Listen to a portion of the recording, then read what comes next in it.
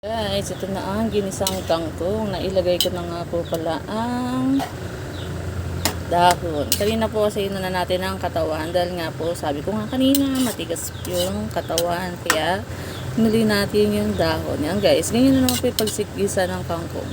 Napakasimple, parang sa mga ginisang gulay lang din. Same lang po sila.